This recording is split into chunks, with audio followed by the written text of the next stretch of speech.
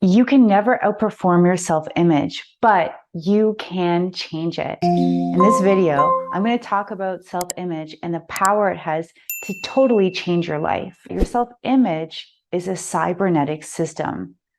So what is that, right? I'm going to share this analogy with you to make it crystal clear. So for example, a thermostat in your home is a cybernetic system. Now, I live in Canada, so a good part of the year, it gets pretty cold here. So in winter time, you would have your thermostat set to, let's say, around 70 degrees. Now, you could be sitting there reading a book or something, and then all of a sudden, you feel a draft or on your feet, and you start thinking, it's a little bit cool here. What's going on? So you go and look at the thermometer, and you notice that the temperature has dropped all the way to 60 degrees. So you start to investigate, you think, wow, what's wrong? And you notice the front door is open. So you close the door and know that the temperature will go back up automatically. The thermostat measures the deviation from the set goal. When the temperature changes, the thermostat sends a message to the furnace and automatically it fires up and turns on the fans.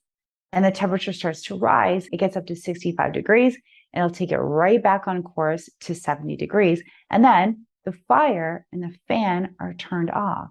Now think of that. It all happens automatically. That's a cybernetic system. Interesting, isn't it? And you know what? You've got a cybernetic system in you. So let me give you this example. You'll see a lot of people that are stuck at a certain level in whatever they're doing. Go ask any sales manager and they can tell you how much each of their salespeople are going to make next month and next year. Why? Because they're programmed. Month to month, they make about the same, maybe up, maybe down a little bit, but they generate about the same. So let's say John averages at sales at about $20,000 per month, and he makes a goal to increase his sales to $40,000 a month. As soon as he sets this goal in his mind, for the next few months, his sales go up to $30,000, $40,000, $50,000 a month. But then suddenly things go back to normal or even lower than normal. And he's generating $10,000, $20,000, or $30,000 a month. Now, here's the point. When a person who makes a goal without changing or altering the paradigm, the internal self-image, any increase in performance is just temporary.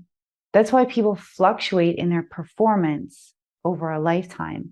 The self-image, being a cybernetic system, measures the deviation from that set goal and immediately course corrects, just like a thermostat. So what John sees when he looks at the sales report, it doesn't relate.